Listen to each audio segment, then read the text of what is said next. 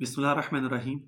آج ایک پوسٹ بار بار نا سوشل میڈیا پہ جب میں آن لائن ہوا تو میں نے دیکھی کہ ایک پوسٹ بار بار ریپیٹ ہو رہی ہے اور بار بار ایک ہی اس پہ آ رہی ہے۔ پھر میں نے دیکھا کہ 3 جمادی الثانی ہے اور حضرت فاطمہ الزہرا رضی اللہ تعالیٰ عنہ کی شہادت کا دن پوسٹیں اس کے اوپر چل رہی تھی۔ جو سب سے ضروری چیز جو میں نے دیکھی اس کے اندر وہ یہ تھی کہ حضرت عمر رضی اللہ تعالیٰ عنہ کے اوپر جو ہے نا سب و شتم ہو رہا ہے اور ان کے اوپر جو ہے نا تبرہ بازی ہو رہی ہے۔ پوسٹوں کے اندر بھی وہ جو کلپس آ رہے ہیں ویڈیو کے اس کے اندر بھی، اب اس کے اندر ایک فرقہ تو ہے ہی وہ، ٹھیک ہے نا، دوسرا اس کے اندر جو تھا وہ کچھ اہل سنت والے بھی ہیں جو انہی کے اندر شامل ہیں، انہی کی صفوں میں، تو ان کے منہ سے بھی جو ہے وہ وہی الفاظ نہیں کر رہے تھے جو ان کے نکلتے ہیں۔ تو میں نے کہا چلے میں بھی اپنی کچھ چیزیں اس کے اندر ایڈ کر دوں، حقیقت میں بھی آپ لوگوں کے ساتھ تھوڑی سی شیئر کر دوں، اور یہ صرف ہم اہل سنت والجماعت والے لوگوں کے ساتھ ہے، سنی لوگوں کے لیے ہے یہ ویڈیو، باقی اور لوگوں کے لیے نہیں ہے۔ ہاں اگر کوئی اس کو دو کس چیزیں ہوتی ہیں، یا تو ہوتا ہے انسان سیکھنے کے لیے، نالج کے لیے کوئی دیکھتا ہے ویڈیوز کو، اور کوئی صرف تعصب اور اس کے لیے ہوتا ہے۔ تو کوئی علم کو سیکھنے کے لیے کرتا ہے اور کوئی صرف ٹائم پاس کے لیے۔ جو علم سیکھنا چاہتے ہیں اور جو حقیقت کو جاننا چاہتے ہیں وہ تو ویڈیوز دیکھ سکتے ہیں، اور جو نہیں ہے اس طرح کے تو وہ بے شک میری ویڈیو سے دور ہی رہیں، کوئی فائدہ نہیں ہوگا ان کو۔ ویڈیو کو شروع کرنے سے پہلے چینل کو سبسکرائب کر لیں، لائک کر دیا کریں، ویڈیو اچھی لگتی ہے تو شیئر ضرور کیا کریں لوگوں کے ساتھ تاکہ اور لوگوں کو بھی اس سے فائدہ ہو سکے۔ بیل بٹن ضرور پریس کر لیا کریں تاکہ نوٹیفیکیشن آپ لوگوں کو مل جائے۔ اچھا، اب سوال یہ ہوتا ہے کہ حضرت عمر رضی اللہ تعالیٰ عنہ نے حضرت فاطمہ رضی اللہ تعالیٰ عنہ، خاتون جنت، خاتون کائنات، ان کے گھر کو جا کے جلایا معاذ اللہ، اور ان کو جو ہے وہ دھکا دیا معاذ اللہ، جس پہ جو ہے حضرت محسن جو ان کے بطن میں تھے، حاملہ تھی وہ، تو ان سے ان کی شہادت ہو جاتی ہے اور وہاں پہ جو ہے وہ شہید ہو جاتے ہیں، اور حضرت فاطمہ جو ہیں وہ پھر اسی اسنا میں کچھ ہی مہینوں بعد جو ہے پھر ان کا انتقال بھی ہو جاتا ہے۔ اچھا، یہ سب سے بڑا اعتراض جو ہے نا حضرت عمر رضی اللہ تعالیٰ عنہ کے اوپر اٹھایا جاتا ہے۔ حقیقت آگے بیان کرنے سے پہلے کچھ چیزیں حضرت عمر کے بارے میں آپ لوگوں کو بتا دوں۔ حضرت عمر رضی اللہ تعالیٰ عنہ خود مسلمان نہیں ہوئے تھے، آپ صلی اللہ علیہ وسلم کی دعا تھی، آپ نے ان کو مانگا کعبہ کے اندر، اور پھر حضرت عمر جو اسلام لے کے آئے۔ اگر اچھا ایک چیز ہوگی، آگے ابھی بیان کرتا ہوں میں، ایک چیز ہوگی۔ دوسری چیز یہ کہ حضرت عمر رضی اللہ تعالیٰ عنہ وہ شخصیت ہے کہ جس کی وجہ سے اسلام کو اور بلندی ملی اور مرتبہ ملا۔ جو ایک ڈر خوف کی جو کیفیت ہوتی تھی مسلمانوں کے اندر تبلیغ کرنے میں بھی اور ویسے بھی، وہ چیز حضرت عمر کے اسلام قبول کرنے کے بعد وہ سب چیزیں جو ہیں وہ ختم ہو گئی، ٹھیک ہے، اور علی الاعلان جو ہے تبلیغ شروع ہوئی، دعوت شروع ہوئی، اللہ کا پیغام جو ہے وہ لوگوں تک پہنچانا شروع کیا، اور کسی کافر کی جرت نہیں ہوتی تھی کہ مسلمانوں کو پھر بعد میں وہ لوگ تنگ کریں، کیونکہ حضرت عمر رضی اللہ تعالیٰ کا مسلمان ہونے سے پہلے بھی کافروں کے درمیان بھی ایک بہت بڑا رعب تھا ان کا، اور لوگ جو ہے ان سے بات کرتے ہوئے ان کی ایک ہیبت تھی، ڈر تھا، تو کافر بھی ان سے بات کرتے ہوئے جو بڑے بڑے سردار تھے وہ بھی ان سے تھوڑے گھبراتے ڈرتے تھے۔ تو جب مسلمان ہو گئے تو ایک ایمانی قوت ایک الگ اللہ تعالیٰ کی طرف سے ان کے اندر آ گئی، اور پھر بہادر اور شجاعت میں تو تھے ہی وہ، تو اس کی وجہ سے بھی کافر جو ہے ان کے راستے میں نہیں آتے، ان سے ڈرتے تھے۔ اچھا، تیسری چیز یہ کہ آپ صلی اللہ علیہ وسلم کو اللہ تعالیٰ نے بہت ساری نشاندہیاں کر دی تھی پہلے سے ہی۔ ہمارا تو یہ ہے نا، ہمارا تو عقیدہ یہ کہ آپ صلی اللہ علیہ وسلم کو غیب کا علم نہیں تھا، اور جو بھی چیزیں آپ صلی اللہ علیہ وسلم کو غیب کے ذریعے سے پتہ چلی ہیں وہ جبرائیل علیہ السلام آ کے آپ کو بتاتے تھے اللہ کے ذریعے سے، ٹھیک ہے، تو وہاں تک تو ٹھیک ہے، لیکن یہ کہنا کہ اللہ تعالیٰ نے آپ صلی اللہ علیہ وسلم کو کوئی چیز نہیں بتائی پھر بھی آپ صلی اللہ علیہ وسلم کو غیب کا علم تھا، تو وہ چیز جائز نہیں ہے، ٹھیک ہے، وہ ہمارا عقیدہ بھی نہیں ہے۔ تو آپ صلی اللہ علیہ وآلہ وسلم کو جیسے کہ احد کے پہاڑ پہ آپ کھڑے تھے اور ہلنے لگا تو آپ صلی اللہ علیہ وسلم نے فرمایا کہ اس پہاڑ کے اوپر 2 شہید، ایک صدیق اور ایک نبی ہے۔ آپ صلی اللہ علیہ وسلم کو پہلے سے پتا تھا یہ شہید ہوں گے، حضرت عثمان اور حضرت عمر رضی اللہ تعالیٰ عنہ۔ پھر اس طرح امام حسین رضی اللہ تعالیٰ عنہ کربلا کا جو واقعہ تھا وہ بھی آپ صلی اللہ علیہ وسلم کو پہلے سے معلوم تھا، ٹھیک ہے۔ پھر اسی طرح آپ صلی اللہ علیہ وسلم کو اپنی جو وفات کا تھا وہ بھی پہلے سے معلوم ہو گیا تھا، جو آپ نے حضرت فاطمہ رضی اللہ تعالیٰ عنہ کو بتایا بھی تھا، ٹھیک ہے، کہ میں جو ہے دنیا سے جانے کا وقت آ گیا ہے اور پھر جنت میں تو میرے ساتھ ہوگی، ہم ساتھ ہوں گے، تو یہ بھی آپ سب کو پہلے سے پتا تھا۔ تو بہت ساری چیزیں ایسی تھی جو آپ صلی اللہ علیہ وسلم کو پہلے سے معلوم تھی، ٹھیک ہے، جو اللہ تعالیٰ کے ذریعے سے تھی۔ تو اب اگر ایسا کوئی معاملات ہوتے تو اللہ تعالیٰ جو ہے حضرت عمر رضی اللہ عنہ کے بارے میں بھی پہلے سے بتا دیتا آپ صلی اللہ علیہ وسلم کو کہ بھائی ان کے لیے دعا مت کریں، یہ بعد میں جا کے آپ کے خاندان والوں کو تکلیف پہنچائیں گے تو آپ ان کو رہنے دیں، ٹھیک ہے۔ ان کی جگہ آپ صلی اللہ علیہ وسلم نے 2 لوگوں کے لیے دعا کی تھی، حضرت عمر کے بارے میں، اور ابو جہل کے بارے میں، کہ ان دونوں میں سے کسی ایک کو بھی اسلام جو ہے وہ قبول کر لیں تاکہ اس سے اسلام کو تقویت ملے۔ تو اللہ تعالیٰ نے حضرت عمر بن خطاب رضی اللہ تعالیٰ عنہ کے بارے میں اللہ آپ سے کی دعا جو وہ قبول فرمائے۔ تو اس ٹائم اللہ تعالیٰ کو بھی پتہ تھا، اللہ تعالیٰ کو تو پتہ ہی ہے، تو اللہ تعالیٰ اس ٹائم ہی دعا قبول نہیں کرتے کہ بعد میں جا کے یہ خاندان نبوت کو جو تکلیف پہنچائیں گے تو آپ ان کو رہنے دیں. ایسا بھی نہیں ہوا. پھر اس کے بعد اللہ تعالیٰ نے قرآن میں بے تحاشا آیتیں جو ہیں وہ صحابہ کرام کے بارے میں نازل فرمائی ہیں.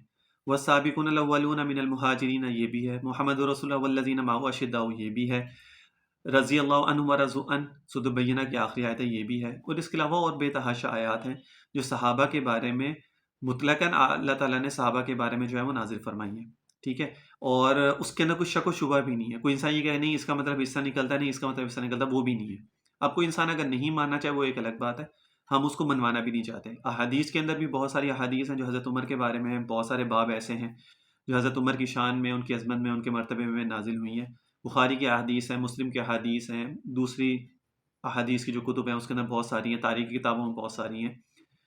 تو اب کوئی انسان کہہ نہیں یہ تو اس کے بارے میں نہیں تو اس کے بارے میں، تو اس کو بالکل ہی منع کر دینا، ماننا ہی نہیں، غلط کہہ دینا، راوی ضعیف کہہ دینا، تو وہ پھر ان کا اپنا فیل ہے، اس کے بارے میں ہم لوگ کچھ نہیں کر سکتے. اس لیے میں نے ویڈیو کے شروع میں کہا کہ جی آپ لوگ صرف سنیوں کے لیے ہے تاکہ اپنا ذہن خراب نہ کریں کسی کی بات سن کے، اپنا عقیدہ خراب مت کریں کسی کی بات سن کے، کسی کی بات سن کے صحابہ کے اوپر جو ہے وہ شک و شبہات مت رکھیں. اس سے یہ نہ ہو کہ آپ کا اپنا ایمان جو ہے وہ خطرے میں پڑ جائے. اب لوگ بہت سارے لوگ جو ہے نا آج کل ویڈیوز یہ بن رہی ہیں کہ جی یہ دیکھیں سنیوں کی کتابوں میں یہ حدیث، سنیوں کی کتابوں میں یہ حدیث، سنیوں کی کتابوں میں حدیث ہے. اللہ کے بندوں پہلے یہ دیکھ لو جا کے وہ سنی کی کتاب ہے بھی یا نہیں ہے، جو اس کا راوی جو بیان کرے وہ بھی سنی ہے کہ نہیں ہے. ڈاکٹر اسرار احمد رحمۃ اللہ علیہ اور بہت سارے جو بزرگ گزرے ہیں، ڈاکٹر اسرار احمد تو ابھی کے ہیں نا، ان کی تحقیق بھی ہے. اس کے علاوہ بہت ساری پچھلے جو لوگ گزرے ہیں، حضرت شاہ ولی اللہ محدث دہلوی رحمۃ اللہ علیہ، انہوں نے اپنی کتاب میں بھی یہ چیز کو بیان کیا ہے کہ شیعوں نے اتنی زیادہ اپنی احادیثیں، اپنی روایتیں، من گھڑت جھوٹی روایتیں سنیوں کتابوں میں اتنی زیادہ شامل کر دی ہیں کہ اگر انسان ساری زندگی بھی کھنگالنا چاہے اس کو نہیں کھنگال سکتا. آپ اس کا ادراک ہی نہیں کر سکتے کہ یہ سنی راوی ہے، شیعہ راوی ہے. اب مجھے بتاؤ کہ جو عام لوگ ہیں، عام لوگ جو عالم نہیں ہے، جو مفتی نہیں ہے، اس کو کیا پتا کہ جی یہ راوی جو ہے یہ سنی راوی ہے یا اہل تشیع کا راوی ہے، کوئی اور راوی ہے. اچھا آیا اس کے بعد یہ حدیث جو ہے سند کے حساب سے صحیح بھی ہے یا نہیں ہے. اب ایک کسی عالم نے کہہ دیا کہ جی یہ حدیث جو ہے وہ صحیح نہیں ہے، تو اب آپ کیا کریں گے؟ آپ خود جا کے اس کو تحقیق تو نہیں کریں گے، ٹھیک ہے نا. یا اگر کسی نے کوئی ایسی بات بیان کر دی جو صحابہ کے خلاف جاتی ہے تو پھر آپ کیا کریں گے؟ آپ اس کے اوپر تبرہ شروع کر دیں گے، آپ کی اپنی تحقیق کہاں جائے گی؟ تو اس لیے کہتا ہوں کہ جو جس مسلک سے بلونگ کرتا ہے وہ اسی مسلک والے کو سنیں، اور جو عقیدہ ہمارے اس کا ہے اسی کو وہ فالو کرے، اسی کے اوپر چلے، نہ کہ دوسرے لوگوں کو سنیں جو جھوٹی باتیں آپ لوگوں کو بتا رہے ہیں، جھوٹی کہانیاں سنا رہے ہیں، اور آپ لوگوں کا عقیدہ خراب کر رہے ہیں، آپ لوگوں کا ایمان خراب کر رہے ہیں، اور اس سے آپ کو کچھ بھی نہیں ملے گا. کیونکہ یہ آج کل آن لائن چیزیں بہت شروع ہو گئی ہیں، آن لائن آ کے کوشچن آنسر ہوتے ہیں. تو ہمارے بہت سارے میں نے دیکھے ہیں کلپس بھی، بہت سارے سنی جو ہیں وہ جا کے جو ہے نا ان سے وہ پوچھ رہے سوال کیجیے اچھا یہ ایسا تھا. مجھے یہ سمجھ میں نہیں آتی کیا سنی عالم مفتی ختم ہو گئے ہیں؟ بے تحاشا آن لائن ہے، بے تحاشا سوشل میڈیا کے اوپر بیٹھے ہوئے ہیں جو آپ کے کوشچن کے آنسر دیتے ہیں، تو آپ لوگ ان سے جا کے کیوں نہیں پوچھتے؟ تو یہ سب سے مین چیز تھی. اچھا اب یہ تو ہوگی جو میں نے آپ لوگوں کو قرآن سے کچھ آیتیں بتا دی، اور عقلی طور پہ انسان کے عقل بھی ہے نا، اللہ تعالیٰ نے عقل اسی وجہ سے اس کو دی ہے کہ تم خود اس بات کو سوچو کہ جب اتنی ساری چیزیں میں نے آپ لوگوں کو بتلائی ہیں تو پھر اس کے بعد بھی انسان اس چیز کے اوپر سوچے کہ یار حضرت عمر رضی اللہ تعالیٰ نے ایسا کچھ کر سکتے، وہ بھی آپ سے دنیا سے جانے کے بعد، ٹھیک ہے نا. تو اور جو راوی اس کے نا شامل ہیں، اس راوی کو تو اہل تشیع کے اپنے لوگ ہی اپنی کتابوں میں اس کو غلط کہتے ہیں، اس کو صحیح مانتے ہی نہیں ہیں. اور اس نے تو خود بھی نہیں سنا، جس نے اس حدیث کو روایت کیا نا کہ حضرت فاطمہ کا گھر جلایا گیا اور یہ سب کچھ ہوا، تو جس نے اس کو روایت کیا وہ خود بندہ وہاں پہ بیٹھا بھی نہیں تھا، اس نے تو خود کسی سے سنا، اور جس سے سنا وہ بھی قابل اعتماد نہیں ہے. تو پھر آپ کس طرح جا کے 10,000 کتابیں ہیں، 50,000 کتابیں، وہاں سے کسی بھی نکال کے حدیث اس کتاب میں لکھی ہوئی ہے، کتاب کا یہ نام ہے جس کا کسی نے آج تک کبھی سنا بھی نہیں ہوتا، اور وہاں سے وہ نکال کے لا کے اور اس کو بیان کر دینا، اور جی دیکھو یہ حدیث میں یہ لکھا ہو. کس کی حدیث، کہاں کی حدیث، کون سی حدیث؟ اتنا بھی لوگ بیوقوف آج کل کے دور میں تو آئی تھنک میرے خیال سے لوگ اتنے بھی بیوقوف نہیں ہے کہ جو کسی کی سنی سنائی باتوں پہ عمل کر لیں گے. اب اصل حقیقت کیا ہے اس کی، وہ میں آپ لوگوں کے ساتھ شیئر کرتا ہوں. اچھا، سیدنا عمر کے متعلق جو کہا جاتا ہے کہ جی ثقیفہ کے واقعے کے بعد حضرت علی نے حضرت ابو بکر کے بیعت دینے سے انکار کیا تھا، اور سیدنا ابو بکر نے سیدنا عمر اور چند دوسرے صحابہ کو حکم دیا کہ سیدہ فاطمہ کے گھر جاؤ اور سیدنا علی کو پکڑ کر لے آؤ. صحابہ کرام نے سیدنا عمر کی قیادت میں گھر کا دروازہ توڑا اور سیدنا علی کو گھسیٹتے ہوئے سیدنا ابو بکر کی طرف لے گئے اور زبردستی سیدنا ابو بکر کی بیعت کروائی. ٹھیک ہے. اچھا، اور اس من گھڑت افسانے میں مزید اضافہ اس طرح ہے کہ سیدنا علی کے گھر گرد گھیر گھیرا ڈال کر کھڑے ہوئے، ان کے گھر کا دروازہ جلایا اور ان کی مرضی کے خلاف ان کو گھر سے نکالا، اور گھر میں موجود سیدہ فاطمہ کے دروازے کے درمیان دبایا، اور اس طرح حضرت محسن جن سے فاطمہ 5 یا 6 مہینے کی حاملہ تھی رضی اللہ تعالیٰ عنہ کو مار ڈالا۔ توبہ استغفر معاذ اللہ۔ اچھا، اب یہ کہانی ہے، ٹھیک ہے، جو اہل سنت کی کتابوں کا حوالہ دے کر عوام الناس کو دھوکہ دیتے آئے ہیں کہ اہل سنت کی کتابوں سے یہ بات ثابت ہے۔ جب ان کی کتابوں کو کھنگالا گیا تو ہمیں ایسا کوئی من گھڑت افسانہ نہ ملا۔ البتہ ایک مصنف ابن شیبہ اور کنز الاعمال میں موجود ہے، اس کے متعلق یہ دھوکہ دیا جاتا ہے اور روایت کے خلاف معنی بیان کیا جاتا ہے۔ اب مصنف ابن ابی شیبہ اور کنز الاعمال میں روایت کس طرح ہے وہ ملاحظہ کر لیجئے آپ۔ اس روایت میں یہ درج ہے کہ حضرت عمر نے فاطمہ کو کہا کہ اے دختر رسول صلی اللہ علیہ وسلم، تمام لوگوں میں سے کوئی مجھے آپ کے باپ سے زیادہ محبوب نہیں ہے اور اس کے بعد آپ سے زیادہ پیارا کوئی نہیں۔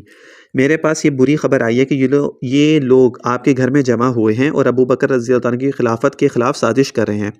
اگر ان لوگوں کو روکا نہیں گیا تو خدا کی قسم میں ان کے گھر جلا دوں گا۔ یہ کہہ کر حضرت عمر لوٹ آئے، اور جب حضرت علی اور زبیر رضی اللہ تعالیٰ عنہ گھر واپس آئے تو حضرت فاطمہ نے ان لوگوں سے یہ کہا، کیا آپ کو پتہ ہے کہ عمر یہاں آئے تھے اور مجھ سے ایک عہد لیا ہے کہ اگر ان لوگوں نے ابو بکر کی خلافت کے خلاف سازش کی تو ان لوگوں کے گھر جلا دیں گے۔ خدا کی قسم عمر رضی اللہ تعالیٰ عنہ اپنے عہد کو پورا کریں گے، اس لیے میرے گھر سے اس ارادے سے آپ لوگ چلے جائیں اور اپنے ارادے اور خیالات کو ملتوی کر دیں اور دوبارہ میرے گھر اس ارادے سے نہیں آئے۔ حضرت علی اور حضرت زبیر گھر چھوڑ کر آگے اور دوبارہ وہاں جمع نہیں ہوئے جب تک انہوں نے حضرت ابو بکر کی بیعت نہ کر لی۔ یہ آپ جا کے نا کنز الاعمال میں یہ حدیث وہاں پہ موجود بھی ہے، آپ وہاں پہ جا کے اس کو دیکھ سکتے ہیں، ٹھیک ہے۔ جلد نمبر 33 ہے جو میرے پاس جو ہے اس کے اوپر میں بتا رہا ہوں، اور روایت نمبر جو ہے 38042 ہے۔ یہ وہاں پہ جا کے آپ اس کو پوری حدیث کو دیکھ بھی سکتے ہیں۔ اچھا، اب اس کے بعد یہ تو مسلم ابن ابی شیبہ کی روایت تھی۔ کنز الاعمال کی جو روایت ہے، سکین میں یہ روایت عربی متن کے ساتھ دیکھی جا سکتی ہے اور دیکھا جا سکتا ہے کہ دھوکہ دینے کے لیے کس طرح سپاہی کے ایک ٹولے نے توڑ مڑوڑ کر اپنی مرادیں پیش کرنا آئے تھے، ٹھیک ہے نا۔ اب جو میں نے روایت پڑھی ہے اس کے نا سیدھا سیدھا یہ الفاظ ہے کہ حضرت عمر نے حضرت فاطمہ سے کہا، جی یہ جو ایک ٹولہ آپ کے گھر میں بیٹھا ہوا ہے تو یہ ان کے خلاف سازش کر رہا ہے، تو اب میں ان لوگوں کے گھر کو جلا دوں گا۔ آپ کے گھر کا نہیں کہا تھا حضرت فاطمہ کو، انہوں نے کہا تھا ان لوگوں کے گھر کو جلا دوں گا، تو ان سے کہیں کہ یہاں سے چلے جائیں اور یہ سازشیں وغیرہ نہ کریں۔ حضرت فاطمہ نے ان سے کہا کہ بھائی تم لوگ دوبارہ میرے گھر مت آنا، ٹھیک ہے، اور حضرت عمر جو ہے وہ جو کہتے ہیں وہ کر کے دکھاتے ہیں۔ تو یہاں پہ حضرت فاطمہ رضی اللہ تعالیٰ عنہ کا تو کوئی لینا دینا ہی نہیں تھا بیچ میں، نہ ان کے گھر کا کوئی مسئلہ تھا، نہ حضرت فاطمہ کی کوئی ان سے بے ادبی کی گئی، نہ ان کی توہین کی گئی، نہ ان کو توبہ استغفار پہ مارا گیا معاذ اللہ، نہ کچھ ایسا کیا گیا۔ جو لوگ وہاں پہ بیٹھ کے سازشیں کر رہے تھے ان کے خلاف حضرت عمر نے یہ بات کہی تھی، جو میں نے آپ لوگوں کو روایت کے اس میں بتا بھی دی ہے۔ اور دوسری بات یہ کہ روایت شاذ و مرسل ہے۔ اس بات سے اتنا تو ثابت ہوا کہ جب ایسی کوئی سازش رچائی ہی نہیں گئی تو نہ گھر جلانے کا کوئی واقعہ پیش آیا اور نہ سیدہ فاطمہ کا حمل کو گرایا گیا، بلکہ سیدنا علی نے سیدہ ابو بکر کی بیعت بھی کر لی۔ اور جہاں تک اس کے شاذ و مرسل ہونے کی بات ہے تو اس کی تفصیل ملاحظہ فرمائیں۔ اس روایت کی سند اس طرح ہے، اسلم سیدنا عمر کے غلام تابعی ہے اور صحابی نہیں ہے، لہٰذا اس روایت میں بھی تابعی براہ راست ایک واقعہ بیان کر رہے ہیں۔ ان کا اس واقعے میں موجود ہونا ثابت نہیں، کیونکہ آپ صلی اللہ علیہ وسلم کی وفات 11 ہجری میں ربیع الاول کے مہینے میں ہوئی۔ سیدہ فاطمہ کی وفات کے 6 ماہ بعد رمضان یا شوال میں ہوئی۔ جس واقعے میں سیدنا عمر کی طرف الزام لگایا جاتا ہے وہ واقعہ آپ صلی اللہ علیہ وسلم کی وفات کے فوراً بعد کا ہوگا۔ اچھا، اب یہاں پہ یہ بھی کلیئر کر دوں میں کہ جو ویسے یہ جو کہا جاتا ہے کہ حضرت فاطمہ رضی اللہ عنہ کی جو وفات کا دن ہے وہ 3 ربیع الثانی ہے، ربیع الاول ربیع الثانی جمادی الاول ہے، جمادی الاول نہیں، جمادی الثانی ہے، جمادی الثانی، ٹھیک ہے نا، جو کہا جا رہا ہے جیسا، ٹھیک ہے نا، جیسے آج 3 جمادی الثانی کا کہا جا رہا ہے، لیکن آپ صلی اللہ علیہ وسلم کی وفات جو ہوئی ربیع الاول میں ہوئی، ربیع الاول کے بعد 6 مہینے بعد جو ہے روایتوں میں ملتا ہے کہ حضرت فاطمہ رضی اللہ عنہ کی جو وفات ہوتی ہے۔ اب اگر 6 مہینے گنے جائیں، ربیع الاول، ربیع الثانی، جمادی الاول، جمادی الثانی، رجب، شعبان، رمضان، تو رمضان میں جا کے حضرت فاطمہ رضی اللہ عنہ کی وفات کا دن بنتا ہے، اور یہ لوگ آج حضرت فاطمہ رضی اللہ عنہ کی وفات کا دن جو ہے وہ منا رہے ہیں۔ تو اسے یہ بھی پتہ چلتا ہے کہ جی وفات کی جو تاریخ ہے وہ بھی یہ لوگ غلط بتا رہے ہیں، اور یہ وفات کی تاریخ نہیں بلکہ ان کا رمضان میں جو ہے ان کی وفات کا دن بنتا ہے۔ اچھا، اسلم تو ان تینوں واقعات میں موجود نہ تھے، مطلب آپ کی وفات کے وقت، دوسرا جب یہ دھمکی والا واقعہ ہوا، اور تیسرا سیدہ فاطمہ کی وفات کے وقت، بلکہ وہ تو سیدہ فاطمہ کی وفات کے بعد مدینہ آئے۔ امام بخاری ان کے متعلق لکھتے ہیں کہ اسلم غلام عمر یمن کے قیدیوں میں سے تھے۔ ابن اسحاق سے نقل ہوا ہے کہ عمر نے اسلم کو 11 ہجری میں خریدا جب وہ ابو بکر رضی اللہ تعالیٰ عنہ کی طرف سے امیر حج تھے۔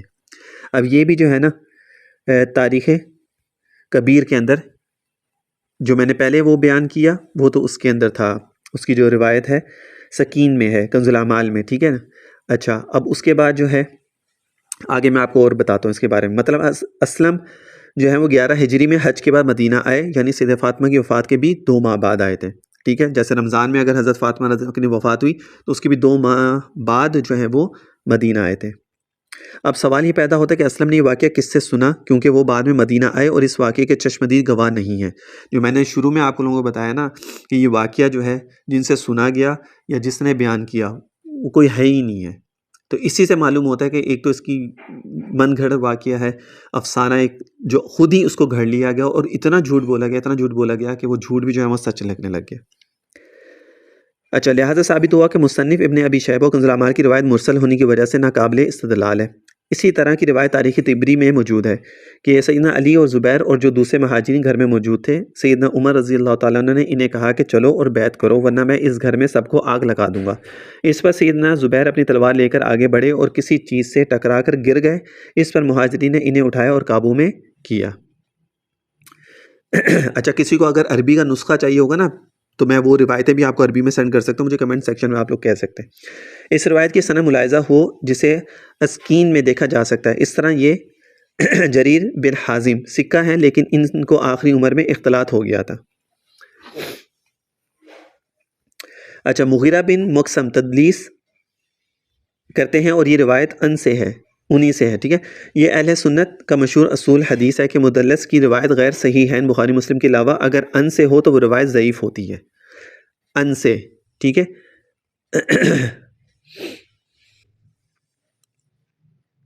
اچھا یہ حدیث بھی جو ہے، یہ روایت بھی جو ہے تاریخ طبری میں ہے.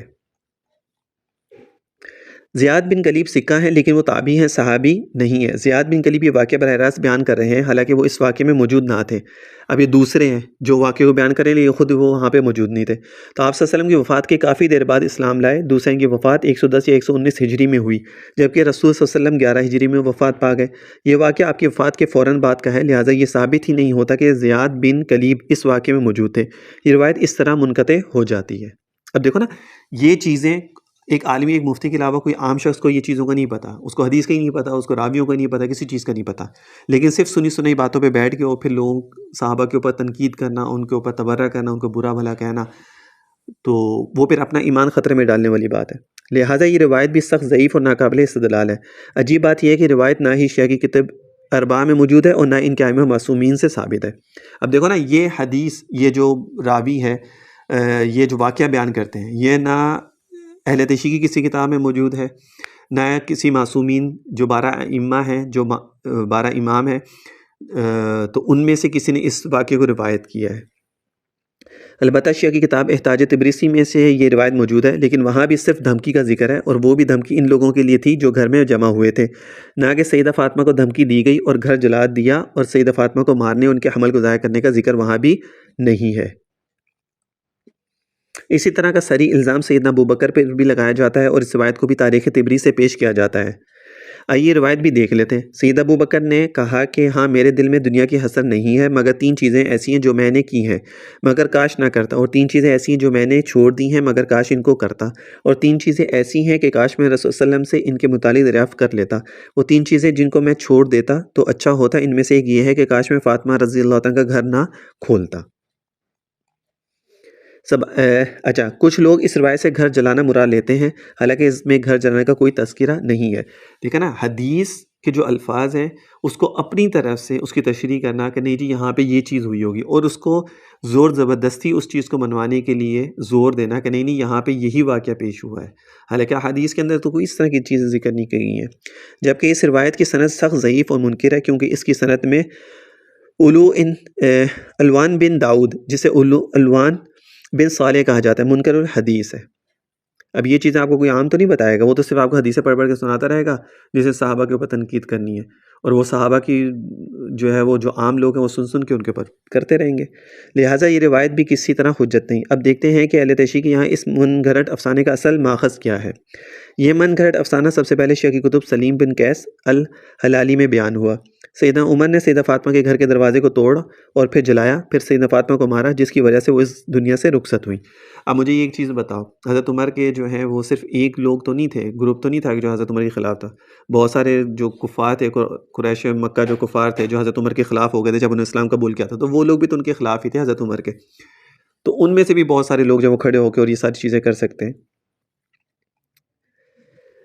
اچھا، تو کچھ لوگوں کی تاریخ میں سب سے پہلے یہ واقعہ کتاب سلیم بن قیس العامری الہلالی میں نقل ہوا۔ یہ کتاب روایت سلیم بن ابن قیس الہلالی پر مشتمل ہے، مگر یہ کتاب سلیم ابن قیس کی اپنی لکھی ہوئی نہیں، بعض اہل تشیع کہتے ہیں کہ سلیم ابن قیس نے خود لکھی تھی۔ سچ و حق یہ ہے کہ کتاب سلیم ابن قیس کے دو مرتب ہیں، ایک نسخہ ابان بن ابی عیاش اور دوسرا نسخہ باقر الانصاری کا مرتب کردہ ہے۔ ان دو مؤلفین نے سلیم ابن قیس کی بیان کردہ روایت کتاب کی صورت میں تالیف کی ہیں۔ اس کتاب کے شروع میں لکھا ہے کہ ابان بن ابی عیاش اس کتاب کو مرتب کرنے والا ہے۔ فہرست ابن ندیم میں ہے کہ اہل تشیع کی تاریخ میں سب نے ابان ابن ابی عیاش سے اس کتاب کو روایت کیا ہے، اس کے سوا کسی سے نہیں کیا۔ یہاں سے یہ بھی ثابت ہو جاتا ہے کہ اس کتاب کا راوی ابان ابن عیاش ہے۔ اب اہل تشیع ہی کتاب ہے، اس راوی کا حال معلوم کرتے ہیں۔ ابان بن ابی عیاش تابعی ضعیف ہے، اس کی روایت پر توجہ اعتماد نہ کیا جائے، خاص کر اس نے ایک کتاب سلیم بن قیس بیان کی جو جھوٹ ہے۔ اب ان کی اپنی کتاب میں یہ روایت ہے، ٹھیک ہے نا۔ ابان ابن ابی عیاش نے جھوٹی کتاب گھڑی سلیم بن قیس جو کہ بالکل جھوٹی اور غیر ثقہ کتاب ہے۔ ابان ابن عیاش ضعیف ہے، اس نے کتاب سلیم بن قیس گھڑی ہے، کتاب الرجال از تقی الدین الحلی۔ یہ کتابیں حوالے جو ہے نا اہل تشیع کی کتابوں سے میں آپ لوگوں کو حوالے دے رہا ہوں۔ ابان ابن عیاش ضعیف راوی ہے، اس کی روایت قبول نہ کریں، اور کتاب سلیم اس نے گھڑی ہے۔ نقد الرجال میں یہ ہے، ٹھیک ہے، اور صفحہ نمبر وہ بھی ہے، جس کو چاہیے کو مجھے بتا دیں، میں ان کو سینڈ کر دوں گا۔ اچھا، ابان ابن عیاش ضعیف راوی ہے، رجال توسی از شیخ توسی کی کتاب میں یہ وہاں پہ موجود ہے۔ یہاں سے اتنا ثابت ہو جاتا ہے کہ اہل تشیع کے گھر سے ہی اس افسانے کا من گھڑت ہونا ثابت ہوا اور اصل ماخذ کا ہی من گھڑت ہونا ثابت کیا گیا۔ اس کے بعد جتنی کتب میں یہ واقعہ بیان ہوا ہے وہ سب جھوٹ اور افسانے کے سوا کچھ نہیں ہے۔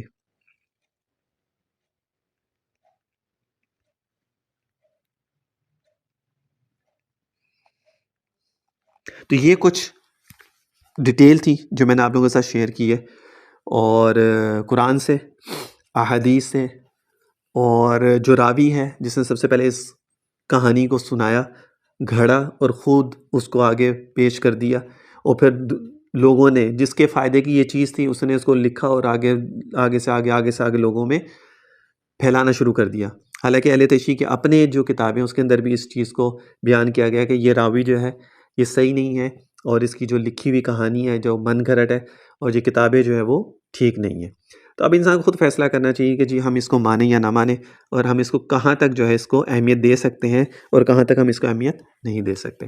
تو گزارش صرف اتنی سی ہے کہ اپنے ایمان کو بچائیں، اپنے ایمان کی حفاظت کریں، اور جو صحابہ ہیں جتنے بھی ہیں سب کا احترام کریں، اور سب کی عظمت، سب کا مرتبہ اللہ تعالیٰ نے قرآن میں ذکر فرمایا ہے، اور کسی کا نام لے کے نہیں فرمایا، سب کو اللہ تعالیٰ نے وہاں پہ فرمایا۔ ہاں، جو سابقین اولین ہیں ان کا درجہ